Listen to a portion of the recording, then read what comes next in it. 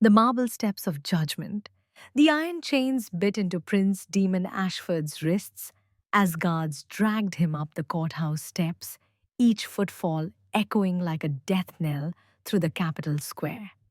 Thousands had gathered, some shouting for his blood, others weeping behind trembling hands. He'd been their golden prince once, the alpha heir who'd promised reform, who'd dared suggest that Omegas deserved more than servitude. Now he was a traitor, accused of conspiring against the crown his own father wore. The morning sun carved harsh shadows across the marble colonnade, but Demon kept his spine straight, his jaw set. If these were his final hours, he'd face them without cowering. The trial had been swift, brutal in its efficiency. 3 days of testimony from nobles who'd once called themselves his friends, each eager to distance themselves from his radical sympathies. His father, King Aldrich, had presided with the cold detachment of a man cutting out a cancer, not condemning his only son. Inside the vaulted chamber, silence fell like a shroud. Demon's eyes swept the gallery. Diplomats in their finery, lords and ladies perched like vultures, journalists scribbling furiously. His gaze stuttered to a halt on a figure in the upper balcony, nearly hidden behind a marble pillar. Eli. The Omega stood motionless, his slender frame wrapped in a servant's grey cloak. But Demon would recognize him anywhere. Those storm colored eyes that had once gazed at him with such trust now brimmed with something fiercer. Determination, perhaps, or desperation. They'd forbidden Eli from attending, had threatened him with exile if he so much as spoke Demon's name. Yet here he stood, a ghost at the feast of Demon's destruction. Prince Demon Ashford, the Lord Chancellor's voice boomed across the chamber. You have been found guilty of sedition, conspiracy, and crimes against the natural order. The sentence is death by beheading to be carried out at sunset. A pause, heavy with ceremony. Have you any final words before this court passes judgment? Demon opened his mouth, tasting copper and resignation.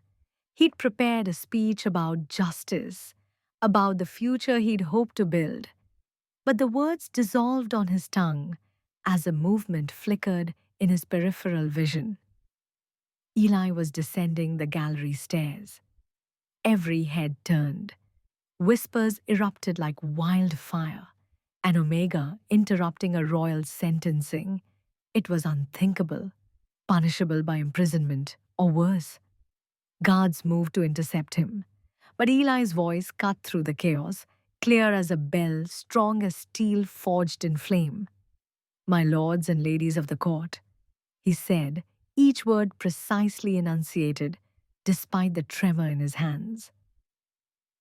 I invoke the right of true witness, and I speak the name of the man I love. The chamber exploded into pandemonium. What happens when forbidden love collides with absolute power? Follow Demon and Eli's journey as one Omega's courage challenges an empire. Chapter 2 drops the revelation that changes everything. The right forgotten, Eli's declaration hung in the air like a lightning strike, electric and dangerous. Lord Chancellor Pemberton's face purpled with rage, his jowls quivering as he rose from his seat. Remove this Omega at once! This is an outrage. The right of true witness is enshrined in the founding laws. Eli interrupted, his voice never wavering despite the armed guards now flanking him.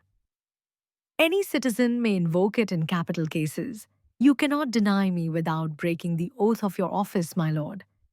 Demon's heart hammered against his ribs. The right of true witness. He'd read about it years ago while studying ancient legal codes in the palace library, a relic from the kingdom's earliest days, before the rigid hierarchy of alpha Beta, and Omega had calcified into law.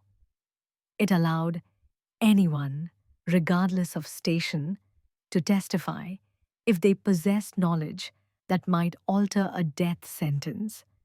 But no Omega had dared invoke it in living memory.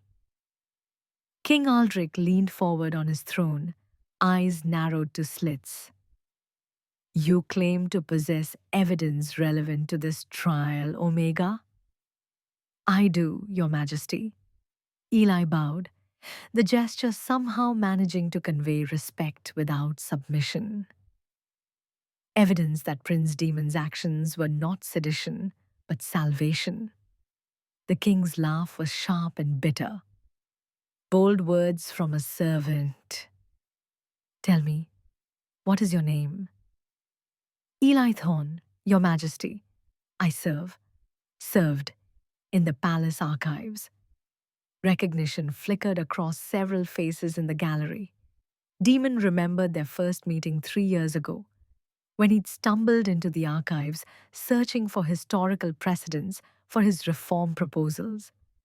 Eli had been cataloguing centuries-old treaties, his long fingers ink-stained, his concentration absolute. They talked for hours that first day. Then days had become weeks, weeks had become stolen moments in hidden corridors, and stolen moments had become something neither of them could name in a world that forbade it. I dare many things, old friend. Meredith stopped before the throne, her smile sharp as broken glass.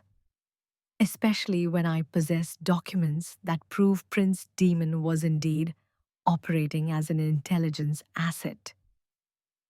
She produced a sealed envelope from her coat. Correspondence between your head of security and certain interested parties in the borderlands, very interested in the prince's activities. The king's hand shot out, claiming the envelope. His eyes scanned the contents, and Demon watched decades of careful political control, wore with genuine shock across his father's features. These are authentic, King Aldrich said slowly. How did you? I have my sources. Meredith's gaze found Damon, and something like approval flickered there. Some of us have been watching your son's work for quite some time, Your Majesty. He's been far more useful to this kingdom than you know, and to causes beyond your borders. The revelation hung heavy.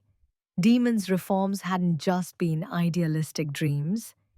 He'd been building something real, something that threatened the old order across multiple kingdoms. And now that network had moved to protect him.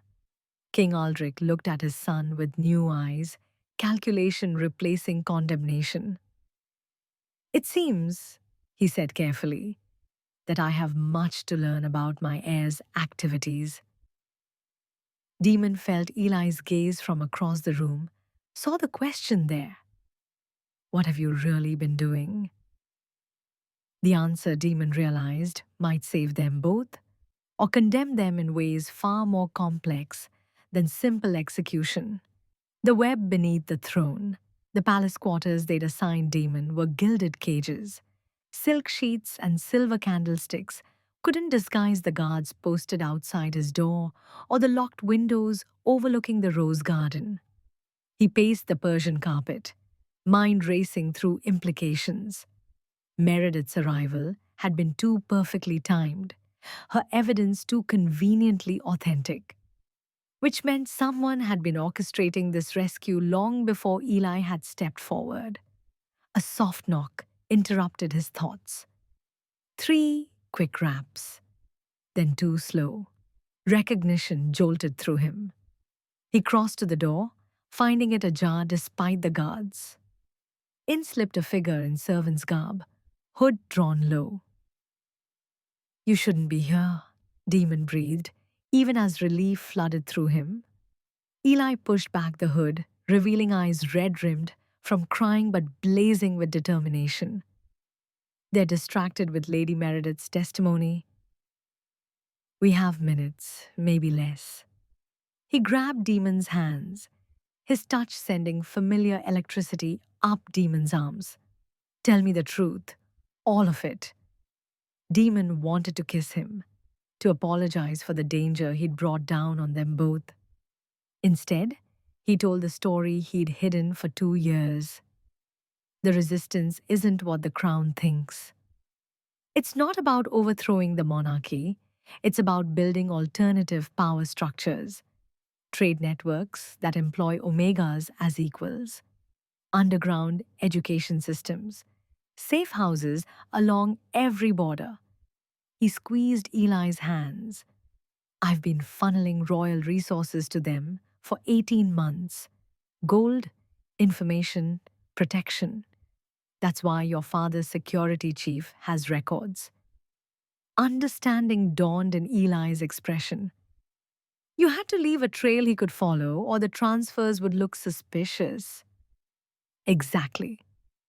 But I never meant for it to become public. Someone betrayed me. Someone close enough to know details only a few trusted advisors could access. Eli's jaw tightened. Your cousin, Lord Matthias. Demon stared. How did you? Because 3 weeks ago, I found correspondence in the archives. Letters between Matthias and border lords discussing removing the obstacle to proper succession. Eli pulled a folded paper from his shirt. I made copies. I was trying to find proof that would convince your father when they arrested you. That's when I knew I had to act. The pieces clicked into place with sickening clarity. Matthias, next in line for the throne, had always resented Demon's progressive sympathies.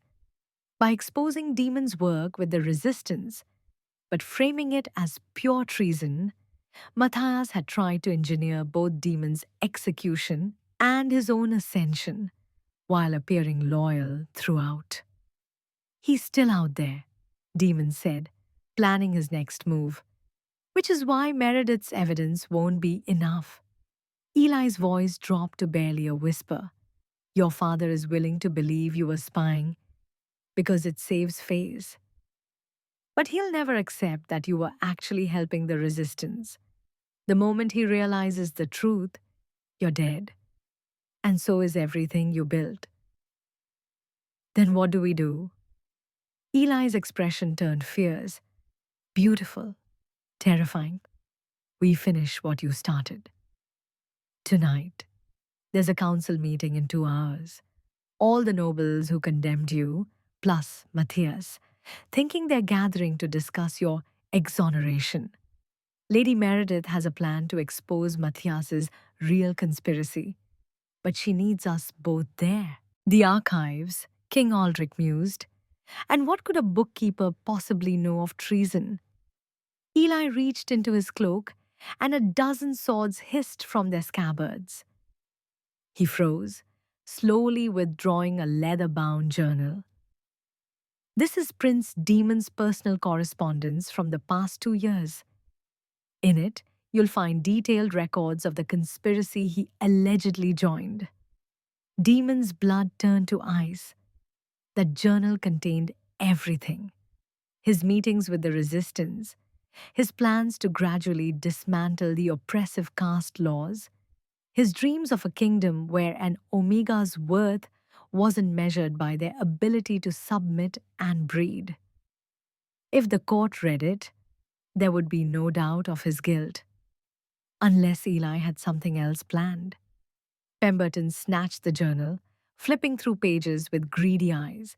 His expression shifted from triumph to confusion, then to something approaching alarm.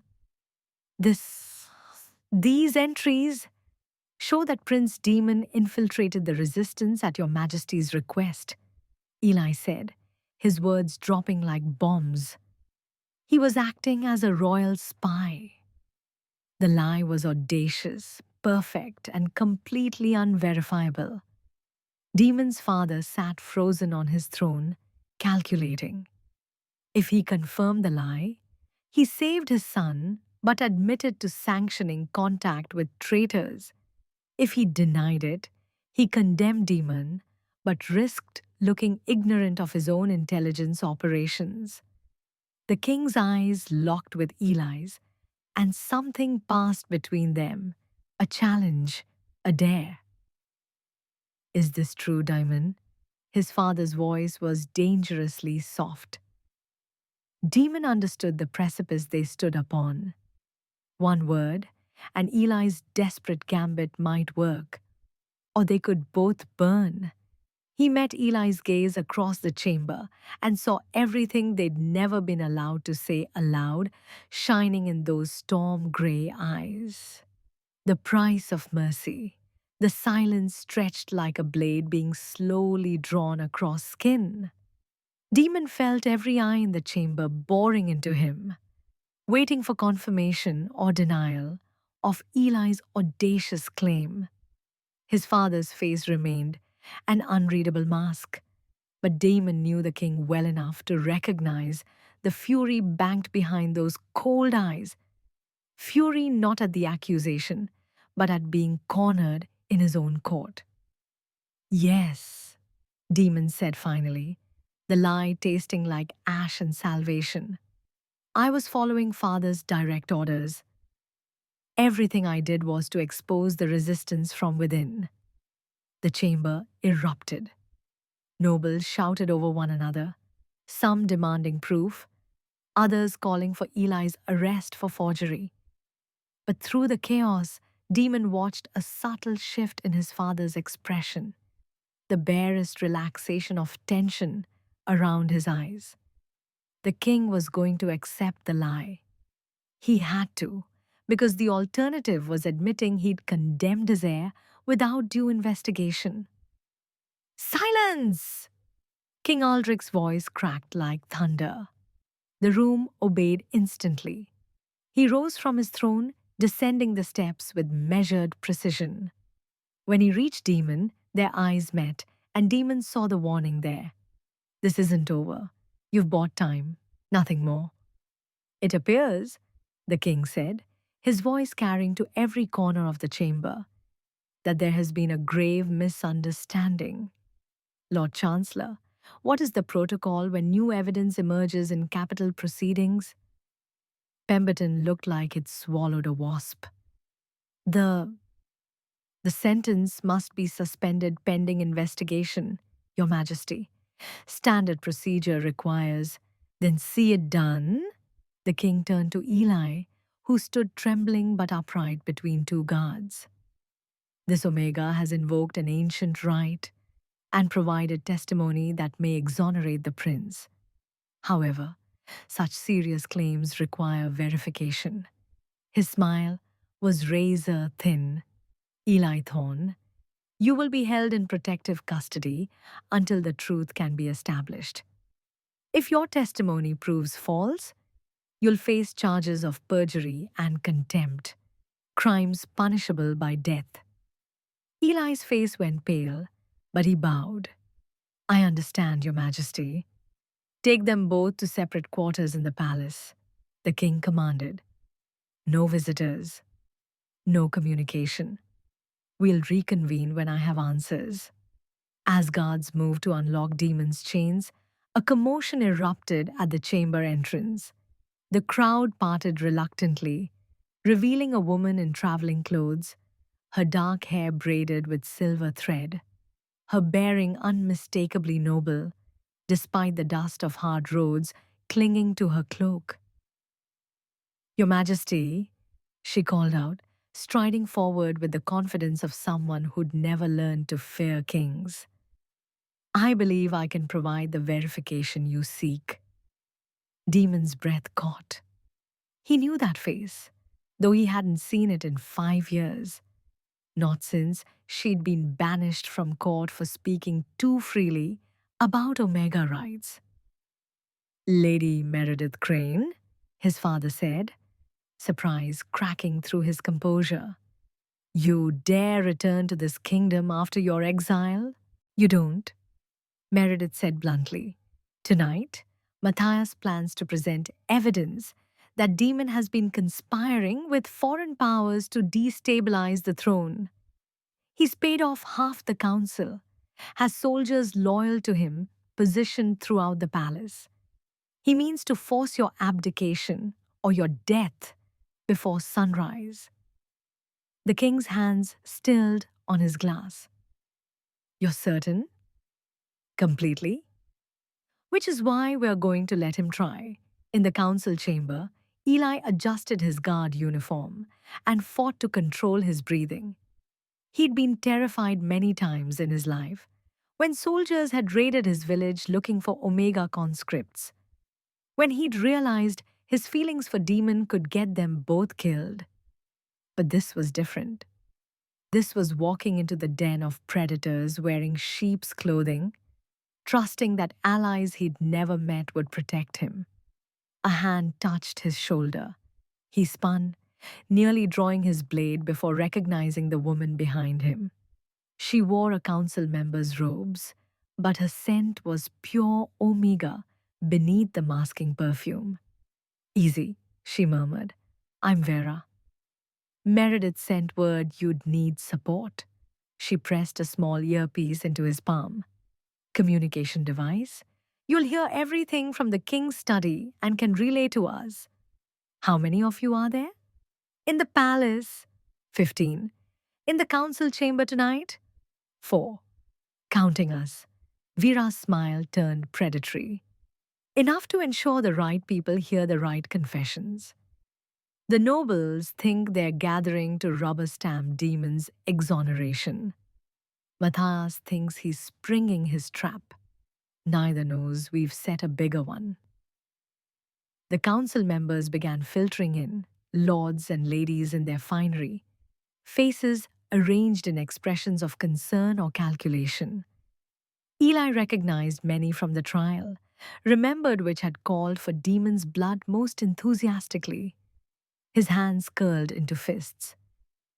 Don't let them see your anger, Vera whispered. Guards are furniture to these people. Invisible. Use it. Lord Matthias entered last, his handsome features arranged in perfect cousin sympathy. Eli had researched him obsessively since finding those letters. Youngest son of the king's late brother, educated abroad, charming and ruthless in equal measure. He'd been whispering poison in the council's ears for years, turning them against Demon's reforms by framing them as weakness. My lords and ladies, Matthias began, once all were seated. We gather under difficult circumstances. The king believes his son was acting as a royal spy. But I have evidence that tells a different story. He produced documents with a flourish. Prince Demon's contacts weren't just resistance members. They were foreign agents paid by rival kingdoms to destabilize our realm from within. Gasps rippled through the chamber. Eli's heart raced. The accusation was clever, technically treason, but of a kind that made the king look incompetent rather than merciful. If accepted, it would force Aldrich to choose between his crown and his son. These are serious charges, an elderly duchess said. Do you have proof? Correspondence, witness testimony, bank records showing gold flowing from Demon's accounts to foreign spies. Matthias's voice rang with false regret.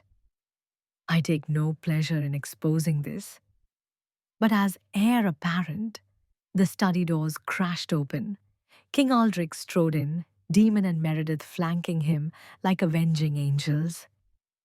Every face in the council chamber turned white or red, depending on their guilt. Heir apparent, the king said softly, dangerously. Matthias, dear nephew, I don't recall abdicating, though you seem to have been planning for it.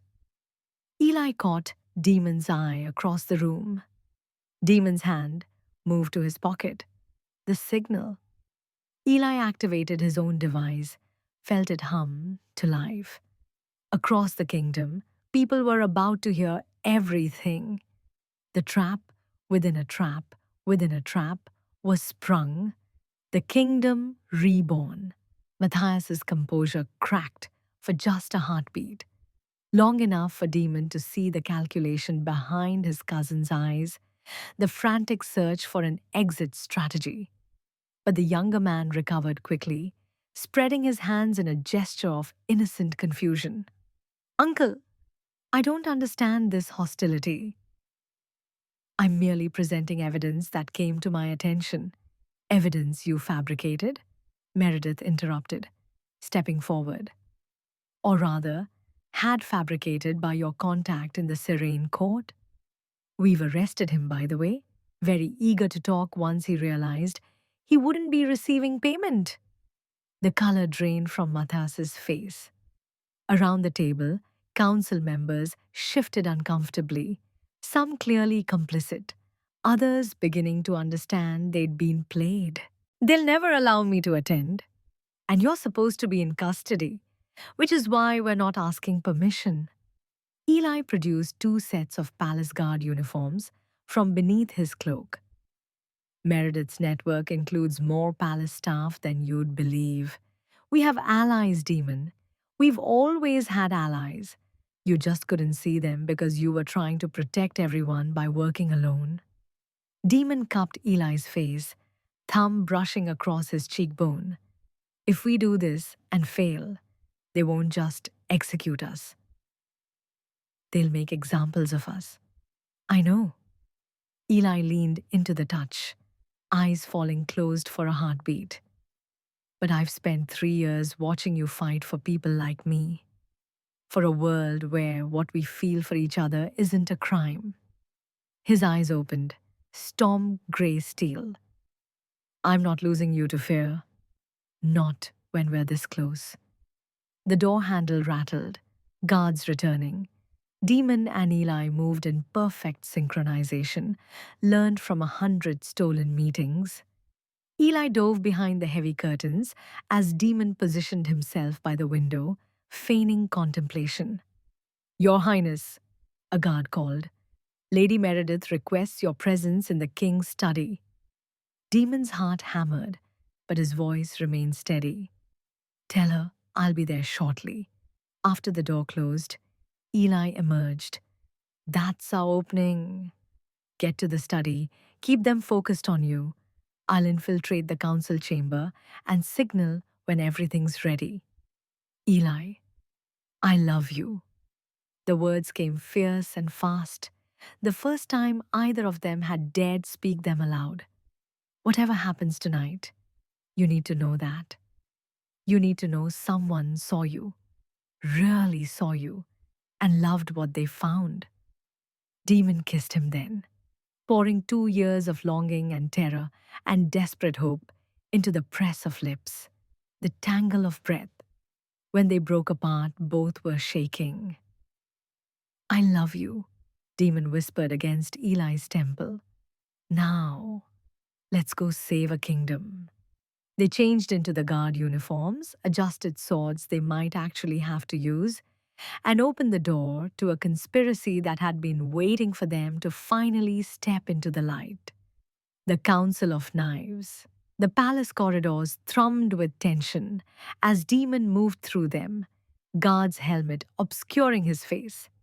Servants hurried past carrying wine and documents, preparing for the emergency council session. None gave him a second glance, just another faceless soldier in the king's employ. The anonymity felt strange after years of being constantly watched, constantly judged.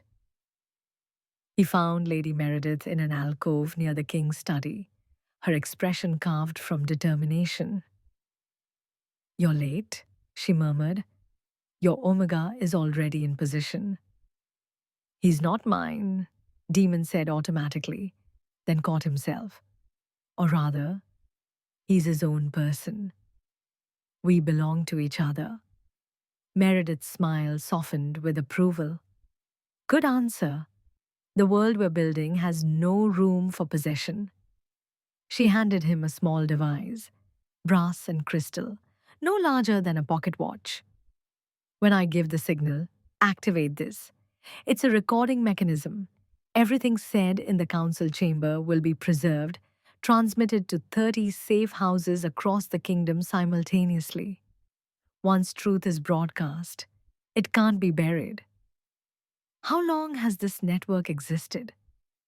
Longer than you've been alive, Your Highness. Your mother was part of it. The revelation struck like a fist to the chest. His mother, dead from fever when Damon was 12, had been gentle and kind, and apparently far more subversive than anyone had known. Did father suspect? Perhaps. But he loved her enough not to look too closely. Meredith's eyes grew distant. She made him promise to protect you, no matter what path you chose. That promise is the only reason you're still breathing. He's been torn between honoring her memory and preserving his kingdom's traditions. The study doors opened. King Aldrich emerged, looking a decade older than he had that morning. Demon, stop lurking in the shadows and come inside. So much for disguises. Demon removed his helmet, meeting his father's gaze steadily. You knew I was here. I've known where you were every moment since the trial. The king's voice held exhausted resignation. Do you think I'd leave my son unguarded? Even when I wanted to rage at your foolishness, at the danger you'd courted, he trailed off, jaw working. Meredith has told me things, shown me correspondence I should have seen months ago. About Matthias. Among others, the king gestured them both inside. There's a rot in my court I've been blind to, perhaps willfully so, because seeing it would have required changing too much too fast. He poured 3 glasses of brandy with unsteady hands. Your mother tried to tell me. She said the caste system was creating fractures that would eventually shatter the kingdom. I thought I had time to manage the transition gradually. King Aldrich continued, his voice filling the chamber with barely leashed fury. For the past 6 months, my nephew has been constructing an elaborate fiction. He's bribed officials, forged documents, and orchestrated my son's downfall, all while positioning himself as the loyal family member, the true believer in tradition. The king's hand slammed on the table. But Demon isn't the traitor here. You are? You have no proof, Matthias said, but his voice wavered. Don't I? The king nodded to Demon, who activated the recording device. Matthias's voice filled the chamber, a conversation from weeks ago, captured by one of Meredith's network. Eliminate Demon permanently. A public trial, executed for treason. The people will accept it if we frame him as a foreign agent. Father will have no choice but to name me heir. The recording continued, laying bare months of conspiracy. Each sentence was another nail in Matthias's coffin. Council members who'd supported him suddenly found the table fascinating, desperate to distance themselves. But Demon barely heard it. His eyes found Eli still standing guard against the wall, and saw the Omega's hand resting on his sword hilt, ready to fight, to die, if necessary. The sight made something fierce and protective surge in Demon's chest. When the recording ended, silence pressed down like a physical weight. You would have let me execute my son, King Aldrich said, each word precise as a surgeon's blade, to satisfy your ambition. You would have destroyed this kingdom's future for a crown you were never meant to wear. Matthias's mask finally shattered. The kingdom you're clinging to is already dead, he snarled. You're too weak to see it. Demon's reforms, his coddling of Omegas, his precious equality, it's poison. I would have restored proper order, reminded everyone of their place. Like you reminded me of mine. Every head turned. Eli stepped forward, shedding the anonymity of his uniform, like a snake shedding skin. When you discovered the prince and I were close, you threatened to expose us unless I spied on him, reported his activities, fed you information you could twist into treason. Demon's breath stopped. Eli had never mentioned. I refused. Eli continued, his voice steady despite the trembling in his hands. I told you I'd rather die than betray him. So you decided to destroy us both. Frame him as a traitor. Make an example of me as the Omega who dared rise above his station. His storm gray eyes blazed. But you underestimated how many people were watching. How many were waiting for someone brave enough to challenge the old ways? Around the chamber, 4 council members stood, Vera among them, along with a beta merchant, an alpha general, and an elderly Omega scholar, Demon recognized from the archives. One by one, they removed pins from their lapels, revealing a symbol Demon had seen in resistance documents: 3 interlocking circles representing Alpha, Beta, and Omega in equal measure. We are the circle, Vera announced. We exist in every court, every city, every village across this kingdom and beyond. Prince Demon's work didn't begin with him, and it won't end with him. The future is already here. The question is whether this kingdom will evolve with it or be left behind. King Aldrich looked at the symbols, at his son, at the Omega who'd risked everything to save him. Demon saw the struggle play out across his father's face. Decades of tradition warring with love, duty battling with truth. Finally, the king spoke. Arrest Lord Matthias for treason and conspiracy. He'll stand trial, a real trial, not the theatrical farce he orchestrated for Demon. He turned to the council. Those of you who aided him, consider this your only chance to confess. Otherwise, we'll find you. The circle has been documenting everything.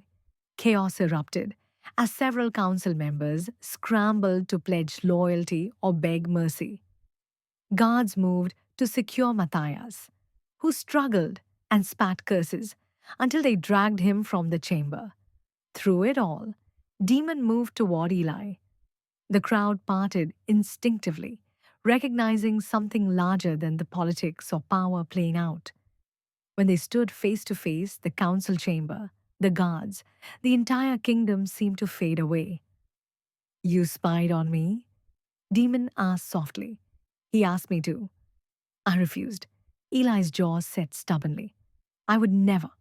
I know. Demon took Eli's hands, not caring who saw, who judged. You stepped into a court that wanted you silent and spoke anyway. You invoked ancient law and challenged a king. You're the bravest person I've ever known. I learned from you. Eli whispered.